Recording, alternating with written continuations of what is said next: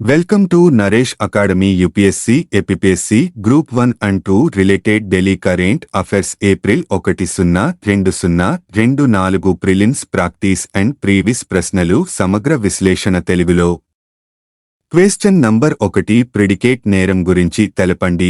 సందర్భం money laundering కేసులో ఎటువంటి ముందస్తు నేరం లేదని మరియు నేరం రాబడి లేదని పేర్కొన్న సుప్రీంకోర్టు ఇటీవల ఒక మనీ లాండరింగ్ కేసును రద్దు చేసింది. ప్రిడికేట్ నేరం గురించి ముందస్తు నేరం అనేది ఒక నేరం. ఇది మరింత సంక్లిష్టమైన నేర కార్యకలాపాలలో భాగం. తరచుగా మనీ లాండరింగ్ లేదా వ్యవస్థీకృత నేరంతో సంబంధం కలిగి ఉంటుంది. ఇది తదుపరి చట్టవిరుద్ధ కార్యకలాపానికి ఆదాయాన్ని లేదా నిధులను ఉత్పత్తి చేసే అంతర్లీన నేర చర్యగా పనిచేస్తుంది. ప్రిడికేట్ అఫెన్స్ అనే పదాన్ని సాధారణంగా మనీ లాండరింగ్ లేదా టెర్రరిస్ట్ ఫైనాన్సింగ్ కార్యకలాపాలను వివరించడానికి ఉపయోగిస్తారు. Prevention of money laundering act PMLA కింద నేరాన్ని అంచనా వేయండి. పీఎంఎల్ఏ కింద ముందస్తు నేరాల వెనుక ఉన్న శాసన ఉద్దేశం అక్రమంగా సంపాదించిన సంపదను మాత్రమే కాకుండా చట్టబద్ధంగా సంపాదించిన ఆదాయాన్ని కూడా ప్రభుత్వ అధికారుల నుండి దాచిపెట్టే ప్రయత్నంలో దాని మూలాలను కనుగొంటుంది. పీఎంఎల్ఏ కొన్ని నేరాలను షెడ్యూల్ ద్వారా ముందస్తు నేరాలుగా నిర్దేశిస్తుంది. ఇందులో 3 భాగాలు ఉంటాయి: పార్ట్ A, పార్ట్ B మరియు పార్ట్ A. ఈ సెక్షన్ భారతీయ శిక్షా స్మృతి ఐఈసీ ప్రకారం నేరాలను అంచనా వేస్తుంది. నేరపూరిత కుట్ర, ప్రభుత్వానికి వ్యతిరేకంగా యుద్ధం చేయడం, నకిలీ దోపిడీ, ఫోర్జరీ, మోసం మరియు మరెన్నో నేరాలకు సంబంధించిన నేరాల వరకు పార్ట్ A నేర కార్యకలాపాల యొక్క ప్రధాన ఫాబ్రిక్ను పరిశీలిస్తుంది. పార్ట్ B ఈ సెక్షన్ కింద కస్టమ్స్ చట్టం కింద నేరాలు వాటి విలువ ₹1,00,00,000కు మించి ఉంటే ముందస్తు నేరాలుగా మారతాయి. ఈ విభాగం కస్టమ్స్ సుంకాలు మరియు నిబంధనలకు సంబంధించిన ఉల్లంఘనలపై దృష్టి సారిస్తుంది. పార్ట్ C ఈ విభాగం సరిహద్దు అంతర్లీన చిక్కుల నేరాలను కలిగి ఉంటుంది. ఇది పార్ట్ A యొక్క నేరాలను మాత్రమే కాకుండా భారతీయ శిక్షా స్మృతిలోని 17 అధ్యాయం కింద ఆస్తికి వ్యతిరేకంగా ఉన్న నేరాలను కూడా కలిగి ఉంటుంది. అదనంగా బ్లాక్ మనీ, బహిర్గతం కాని విదేశీ ఆదాయం మరియు ఆస్తులు కింద పన్నులు, జరిమానాలు లేదా వడ్డీని ఎగవేసేందుకు ఉద్దేశపూర్వక ప్రయత్నం మరియు పన్ను చట్టం 2015 విధించడం కూడా ఇక్కడ చోటు చేసుకుంది. సుప్రీంకోర్టు ప్రిడికేట్ నేరం లేకపోతే నేరం యొక్క ఆదాయాలు లేవు, అందువల్ల మనీ లాండరింగ్ ఉండకూడదు. క్వశ్చన్ నంబర్ 2 సంపూర్ణ సూర్యగ్రహణాన్ని వీక్షించలేని ఆదిత్యఎల్ 1 వివరాలు తెలపండి. సందర్భం సంపూర్ణ సూర్యగ్రహణం 2024 సంవత్సరంలో మొదటి చంద్రగ్రహణం తర్వాత 2024లో మొదటి సూర్యగ్రహణాన్ని చూసే సమయం వచ్చింది. ఈ ఖగోళ సంఘటన ఏప్రిల్ 8, 2024న సంపూర్ణ సూర్యగ్రహణం అవుతుంది. అలాగే ఇది చివరి సంపూర్ణ సూర్యగ్రహణం అవుతుంది.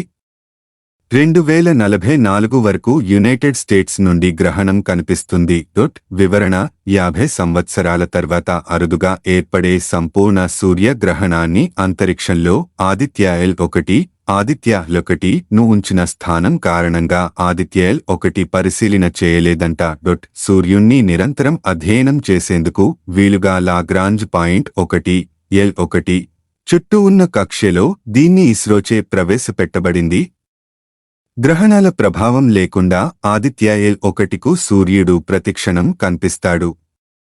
సూర్యుడికి భూమికి మధ్యలో చంద్రుడు అడ్డుగా వచ్చినప్పుడు ఈ సూర్యగ్రహణం ఏర్పడుతుంది. అయితే ఏప్రిల్ 08, 2024న సంభవించే సంపూర్ణ సూర్యగ్రహణం సమయంలో సూర్యుడికి చంద్రుడికి మధ్యలో ఆదిత్యఎల్ 1 ఉండటంతో ఈ గ్రహణాన్ని ఆదిత్యఎల్ 1 వీక్షించలేదు. అయితే గ్రహణ సమయంలో సూర్యకిరణాల ప్రభావం ఎలా ఉండనుంది అనే విషయాలను ఈ మిషన్ పరిశీలించనుంది. క్రోమోస్పియర్ నక్షత్రాల కరోనాను మరింత అధ్యయనం చేసేందుకు ఈ సమాచారం ఉపయోగపడుతుంది. సెప్టెంబర్ 2023లో ఇస్రో ఆదిత్యఎల్ 1ను ప్రయోగించింది. దాదాపు 4 నెలల పాటు అంతరిక్షంలో ప్రయాణించిన శాటిలైట్ 2024 జనవరిలో భూమికి 15 లక్షల కిలోమీటర్ల దూరంలో ఉన్న లాగ్రాంజ్ పాయింట్ను చేరుకుంది. దాని చుట్టూ ఉన్న కక్ష్యలో పరిభ్రమిస్తూ అధ్యయనాలు చేస్తోంది. క్వెశ్చన్ నంబర్ 3 వాతావరణ మార్పుల యొక్క ప్రతికూల ప్రభావాల నుండి విముక్తి పొందే హక్కు ప్రజలకు ఉంది అని సుప్రీంకోర్టు తీర్పునిచ్చింది. వివరాలు తెలపండి. వివరణ గురించి సమానత్వం హక్కు మరియు జీవించే హక్కుకు హామీ ఇచ్చే ఆర్టికల్స్ 14 మరియు 21ని ఉటంకిస్తూ పర్యావరణ స్థిరత్వం మరియు ప్రాథమిక మానవ హక్కుల మధ్య పరస్పర సంబంధాన్ని కోర్టు నొక్కి చెప్పింది. అంతరించిపోతున్న గ్రేట్ ఇండియన్ బస్టర్డ్ జాతుల మనుగడకు సంబంధించిన కేసులో జారీ చేయబడిన తీర్పు జీవవైవిధ్యం మరియు మానవ శ్రేయస్సుపై వాతావరణ మార్పుల ప్రభావాన్ని పరిష్కరించాల్సిన తక్షణ అవసరాన్ని నొక్కి చెబుతుంది. వాతావరణ మార్పులను ఎదుర్కోవడంలో సౌరశక్తి యొక్క కీలక పాత్రను కోర్టు హైలైట్ చేసింది. ఇంధన భద్రతను పెంపొందించడానికి, వాయు కాలుష్యాన్ని తగ్గించడానికి మరియు ప్రజారోగ్యాన్ని కాపాడడానికి దాని సామర్థ్యాన్ని పేర్కొంది. Question number 4 glycemic index GI మరియు గ్లైసెమిక్ లోడ్ GL వార్తల్లో ఎందుకు ఉంది? తక్కువ గ్లైసెమిక్ ఇండెక్స్ మరియు తక్కువ గ్లైసెమిక్ లోడ్ ఆహారం తీసుకోవడం టైప్ 2 డయాబెటిస్ అభివృద్ధిని నిరోధించవచ్చని అంతర్జాతీయ అధ్యయనం యొక్క ఫలితాలు సూచిస్తున్నాయి. గ్లైసెమిక్ ఇండెక్స్ గురించి ఇది రక్తంలో గ్లూకోజ్ ప్రతిస్పందన భోజనం తర్వాత లేదా భోజనం తర్వాత కార్బోహైడ్రేట్ కలిగిన ఆహారాలకు ర్యాంక్ ఇస్తుంది. రక్తంలో చక్కెర రీడింగ్ ఎంత ఎక్కువగా ఉంటే GI ఎక్కువగా ఉంటుంది. ప్రతి ఆహారం మీ రక్తంలో చక్కెర స్థాయిని, గ్లూకోజ్ ఎంత త్వరగా ప్రభావితం చేస్తుందో ఆ ఆహారాన్ని దాని స్వంతంగా తినేటప్పుడు ఇది చూపిస్తుంది. ఆహారాలు 0 నుండి 100 స్కేల్లో ర్యాంక్ చేయబడతాయి. స్వచ్ఛమైన గ్లూకోజ్ చక్కెర విలువ 100 ఇవ్వబడుతుంది. ఆహారం యొక్క గ్లైసెమిక్ సూచిక తక్కువగా ఉంటుంది. ఆ ఆహారం తిన్న తర్వాత రక్తంలో చక్కెర నెమ్మదిగా పెరుగుతుంది. సాధారణంగా ఆహారం ఎంత ఎక్కువ ప్రాసెస్ చేయబడితే దాని GI ఎక్కువగా ఉంటుంది మరియు ఆహారంలో ఎక్కువ ఫైబర్ లేదా కొవ్వు ఉంటే దాని GI తక్కువగా ఉంటుంది. అధిక గ్లైసెమిక్ ఇండెక్స్ GI ఆహారాలు త్వరగా జీర్ణమవుతాయి మరియు శరీరంలో శోషించబడతాయి. రక్తంలో చక్కెర స్థాయిలు వేగంగా పెరుగుతాయి. మాజీ చక్కెర ఆహారాలు మరియు పానీయాలు తెల్ల రొట్టె, బంగాళదుంపలు మరియు తెల్ల బియ్యం. తక్కువ మరియు మధ్యస్థ GI ఆహారాలు నెమ్మదిగా జీర్ణమవుతాయి. దీనివలన రక్తంలో చక్కెర స్థాయిలు క్రమంగా పెరుగుతాయి. మాజీ పండ్లు మరియు కూరగాయలు, పప్పులు మరియు గంజి ఓట్స్ వంటి తృణధాన్యాలు. గ్లైసెమిక్ లోడ్ అంటే ఏమిటి? ఇది ఒక నిర్దిష్ట ఆహారంలో కార్బోహైడ్రేట్ యొక్క నాణ్యత మరియు పరిమాణం రెండు మరియు GI యొక్క ఉత్పత్తి మరియు సర్వింగ్లో లభించే కార్బోహైడ్రేట్ మొత్తం. అధ్యయనం యొక్క ఫలితాలు అత్యధిక గ్లైసెమిక్ లోడ్ GL తీసుకునే వ్యక్తులు తక్కువ ఉన్నవారి కంటే ఎక్కువ మధుమేహ ప్రమాదాలను ఎదుర్కొంటారు. గ్లైసెమిక్ ఇండెక్స్ GI మరియు డయాబెటిస్ రిస్క్ల మధ్య సంబంధం ముఖ్యంగా అధిక బాడీ మాస్ ఇండెక్స్ BMIలు ఉన్న వ్యక్తులలో బలంగా ఉంది. Question number 5 electronic trading platforms గురించి తెలపండి. వార్తలలో ఎందుకు ఉంది? ఇటీవల reserve bank of India RBI governor అనధికార ఫారెక్స్ ట్రేడింగ్ ప్లాట్ఫారంలపై ఆందోళనలు లేవనెత్తారు మరియు అటువంటి చట్టవిరుద్ధ కార్యకలాపాలకు వ్యతిరేకంగా నిఘా ఉంచాలని బ్యాంకులను కోరారు.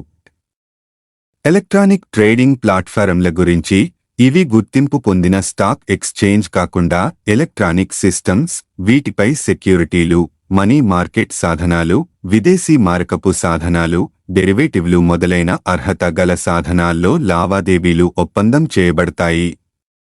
భారతదేశంలో ఎలక్ట్రానిక్ ట్రేడింగ్ ప్లాట్ఫారంల రిజర్వ్ బ్యాంక్ ఆదేశాలు 2018 ప్రకారం RBI యొక్క ముందస్తు అనుమతి పొందకుండా ఏ సంస్థని నిర్వహించదు. RBI నుండి అనుమతి లేకుండా లను నిర్వహించే నివాసి వ్యక్తులు భారతదేశం వెలుపల ప్రత్యక్షంగా పరోక్షంగా చెల్లింపులను సేకరించడం మరియు అమలు చేయడం రెమిట్ చేయడం.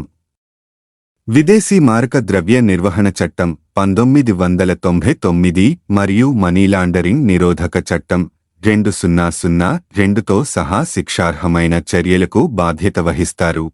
రిజర్వ్ బ్యాంక్ ఆమోదించిన సాధనాల్లో మాత్రమే లావాదేవీలను నిర్వహిస్తాయి. లా అధికారం కోసం ప్రమాణాలు ఎంటిటీ భారతదేశంలో విలీనం చేయబడిన కంపెనీగా ఉండాలి. ఈడీపీ ఆపరేటర్గా అధికారాన్ని కోరుతున్న ఒక సంస్థ కనీస నికర విలువ 5 కోట్ల రూపాయలు 5 కోట్లు మాత్రమే నిర్వహించాలి మరియు ఇక్కడ సూచించిన కనీస నికర విలువను ఎల్లవేళలా కొనసాగించాలి. నిర్ణీత నికర విలువ ఆవశ్యకత కంటే తక్కువ నికర విలువతో లను నిర్వహిస్తున్న ప్రస్తుత సంస్థలు రిజర్వ్ బ్యాంక్ అధికారం పొందిన తేదీ నుండి 1 సంవత్సరంలోపు కనిష్ట నికర విలువ రూపాయలు 5 కోట్లను సాధించాలి. ని నిర్వహించడానికి అధికారాన్ని కోరుకునే బ్యాంకులు ఆ ప్రయోజనం కోసం కనీస మూలధనం 5 కోట్ల రూపాయలు కేటాయించాలి. Q1 ఫారెక్స్ ఎఫెక్స్ అంటే ఏమిటి? ఫారెక్స్ ఎఫెక్స్ అంతర్జాతీయ కరెన్సీలు మరియు కరెన్సీ డెరివేటివ్లను వర్తకం చేయడానికి ప్రపంచ ఎలక్ట్రానిక్ మార్కెట్ను సూచిస్తుంది. దీనికి కేంద్ర భౌతిక స్థానం లేదు. అయినప్పటికీ ఫారెక్స్ మార్కెట్ అనేది ట్రేడింగ్ వాల్యూమ్ ద్వారా ప్రపంచంలోనే అతిపెద్ద, అత్యంత ద్రవ మార్కెట్. ప్రతిరోజు ట్రిలియన్ల డాలర్లు చేతులు మారుతున్నాయి. క్వశ్చన్ నంబర్ 6 త్రిసేవా సమావేశం పరివర్తన్ చింతన్ గురించి తెలపండి. సందర్భం త్రిసేవా కాన్ఫరెన్స్ పరివర్తన్ చింతన్ ఏప్రిల్ 8, 2024న న్యూ ఢిల్లీలో జరిగింది. Chief of Defence Staff General Anil Chauhan సాయుధ దళాల కోసం ఉమ్మడి సంస్కృతిని అభివృద్ధి చేయవలసిన అవసరాన్ని హైలైట్ చేయడం ద్వారా చింతన్ను ప్రారంభించారు.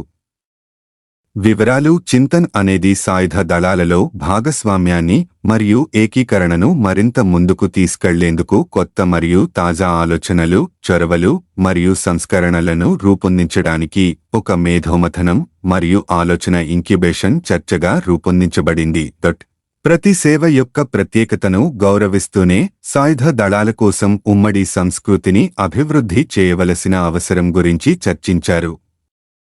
సాయుధ దళాల సామర్థ్యాన్ని పెంచే మరియు వారి యుద్ధ పోరాట సామర్థ్యాన్ని మరియు పరస్పర చర్యను పెంచే నిర్మాణాలను రూపొందించడం ద్వారా ప్రతి సేవ యొక్క సామర్థ్యాలను ఏకీకృతం చేయవలసిన అవసరం కూడా నొక్కి చెప్పబడింది.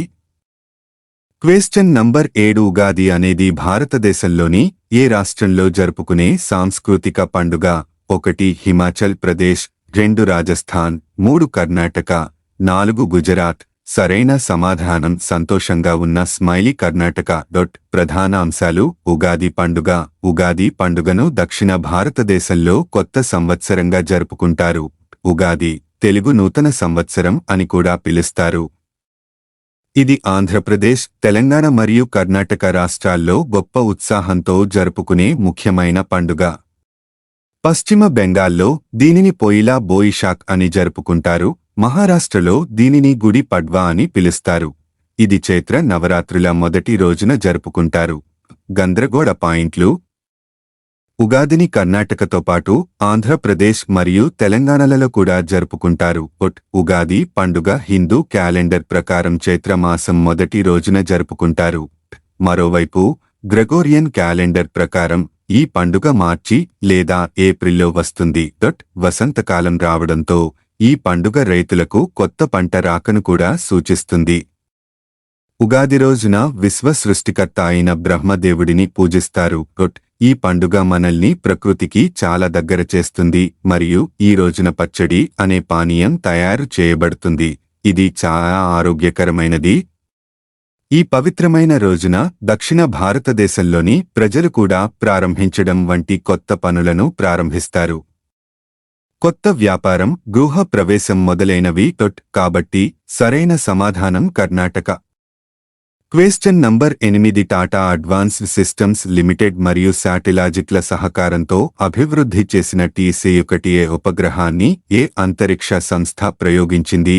1 National Aeronautics and Space Administration NASA, 2 SpaceX, 3 Centre National డియేటూడ్స్ స్పేషియల్స్ సీనియస్, 4 భారత అంతరిక్ష పరిశోధనా సంస్థ ఇస్రో. సరైన సమాధానం 2 స్పేసెక్స్. వార్తలలో ఉంది. జాట్ ఎందుకు ఆ ఉపగ్రహం స్పేస్ఎక్స్ యొక్క ఫాల్కన్ 9 రాకెట్లో ప్రయోగించబడింది. వివరాలు T-1 గురించి ఇది optical submeter resolution earth observation satellite. November 2023 చివరలో రెండు కంపెనీల మధ్య సహకార ఒప్పందాన్ని అనుసరించి లాటిన్ అమెరికన్ కంపెనీ శాటిలోజిక్ ఇంక్తో కలిసి Tata advanced systems limited TASL దీనిని నిర్మించింది. టాస్ యొక్క అసెంబ్లీ, ఇంటిగ్రేషన్ మరియు టెస్టింగ్ ఐఐటి ప్లాంట్లో కర్ణాటకలోని వేమగల్ సదుపాయంలో అసెంబుల్ చేశారు.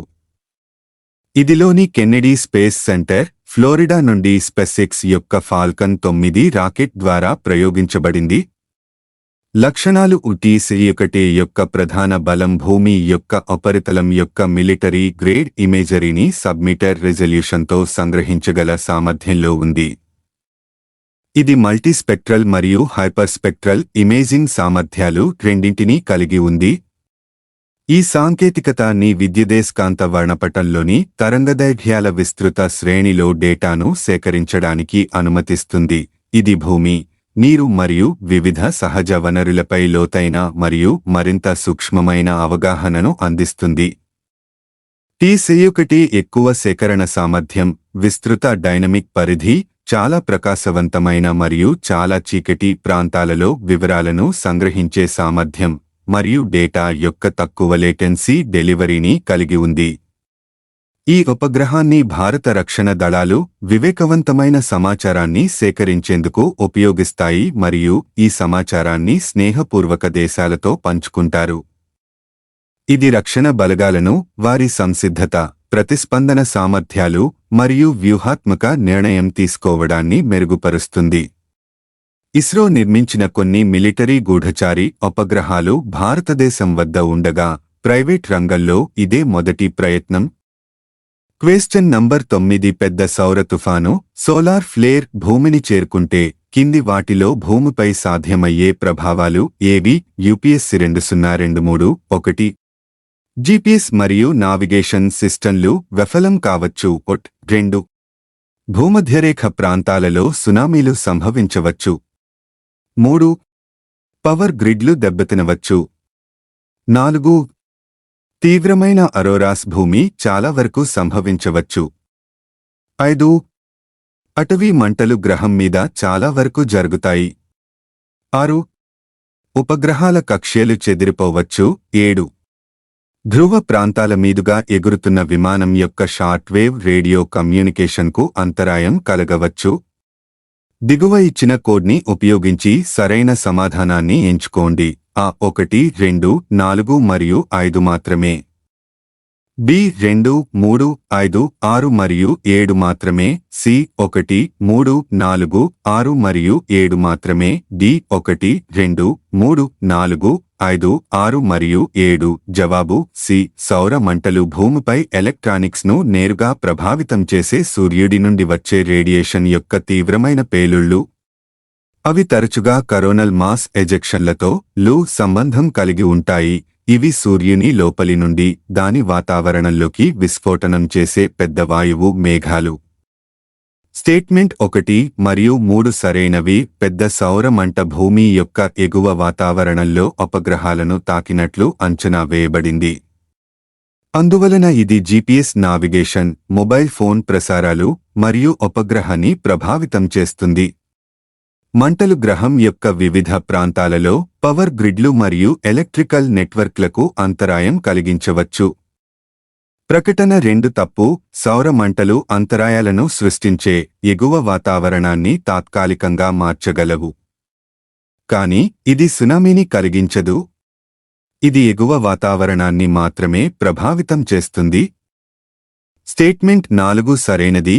మంట ద్వారా విడుదలయ్యే అధిక శక్తి కణాలు భూమి యొక్క వాతావరణంలోని కొన్ని అణువులను ప్రకాశింపజేయడానికి కూడా కారణమవుతాయి. ఇది మధ్య ఐరోపా మరియు ఉత్తర అమెరికాలో అరోరాలకు దారితీస్తుంది. వాతావరణం స్పష్టంగా ఉంటేనే ఈ దృగ్విషయాన్ని చూడవచ్చు. స్టేట్మెంట్ 5 తప్పు. కరోనల్ మాస్ ఎజెక్షన్లు మరియు ఘోరమైన అడవి మంటల మధ్య ఎటువంటి కారణ సంబంధం లేదు. సౌర తుఫానులు భూమిపై తీవ్ర భౌగోళిక మరియు వాతావరణ ప్రభావాలతో సంబంధం కలిగి ఉన్నాయని ఒక సాధారణ అపోహ ఉంది. సూర్యుడు సౌర మంటలు లేదాలను ఉత్పత్తి చేయలేడు, అది ప్రకృతి దృశ్యాన్ని భౌతికంగా కాల్చివేస్తుంది. అలా చేస్తే మన గ్రహం నిరంతరం క్రిమిరహితం చేయబడితే సంక్లిష్ట జీవితం గత కొన్ని బిలియన్ సంవత్సరాలలో పరిణామం చెందడానికి చాలా అవకాశం ఉండేదని నేను సందేహిస్తున్నాను. ప్రకటన 6 సరైనది. సౌర మంటలు మరియు తుఫానులు వాతావరణాన్ని వేడిచేసి విస్తరించాయని శాస్త్రవేత్తలు కనుగొన్నారు మరియు ఈ ప్రభావాలు అపగ్రహాల కక్ష్యల వరకు విస్తరించవచ్చు. వాతావరణ వాయువుల సాంద్రత పెరుగుతుంది, అపగ్రహాలు మందగిస్తాయి మరియు రోజుకు కొన్ని కిలోమీటర్ల ఎత్తును కోల్పోతాయి. స్టేట్మెంట్ 7 సరైనది. సౌర మంటలు ఉపయోగించబడుతున్న షార్ట్ వేవ్ రేడియోలతో జోక్యాన్ని అనుమతిస్తాయి, ఎక్కువ కిరణాలను విడుదల చేస్తాయి. ఈ సమయంలో ప్రజలు ఎక్కువ సూర్యరశ్మిని పొందేలా చేస్తుంది. 2003లో సౌర తుఫాను సమయంలో ధృవ విమానాల గురించి నాసా చేసిన అధ్యయనం ప్రకారం రేడియోలాజికల్ రక్షణపై అంతర్జాతీయ కమిటీ సిఫార్సు చేసిన వార్షిక రేడియేషన్ పరిమితిలో ప్రయాణికులు 12% పొందారు. తక్కువ అక్షాంశాల వద్ద ఉన్న సాధారణ విమానాల కంటే ఎక్స్పోజర్లు ఎక్కువగా ఉన్నాయి మరియు ధృవ మార్గాలను ఉపయోగించే వాణిజ్య విమానాల గురించి ఆందోళనలను నిర్ధారించాయి. క్వెశ్చన్ నంబర్ 10 నూతన రత్నావళిని రచించిన జైన ప్రధాన వృత్తి. సరైన సమాధానం ఈ గజసాహిని. వివరణ: జాయప సేనాని సూర్యవంశానికి చెందిన కాకతీయ చక్రవర్తి గణపతి దేవుని వద్ద పనిచేసిన సేనాధిపతి. ప్రాచీన పత్రాల్లో ఇతడిని జాయప నాయుడు అని, జాయన అని కూడా ఉదహరించారు. జాయప దుర్జయ వంశము అయ్య పరివారమునకు చెందినవాడు. తండ్రి పిన్న చోడుడు, తాత నారప్ప. ఈతను దివిసీమను పాలించాడు. ఇతని తాత ముత్తాతలది వెలనాడులోని క్రోయూరు. ఈతని తండ్రి తాతలు చందవోలు రాజధానిగా తెలుగుదేశమును పరిపాలించిన వెలనాటి చోళ మహిపతులను సేవించారు.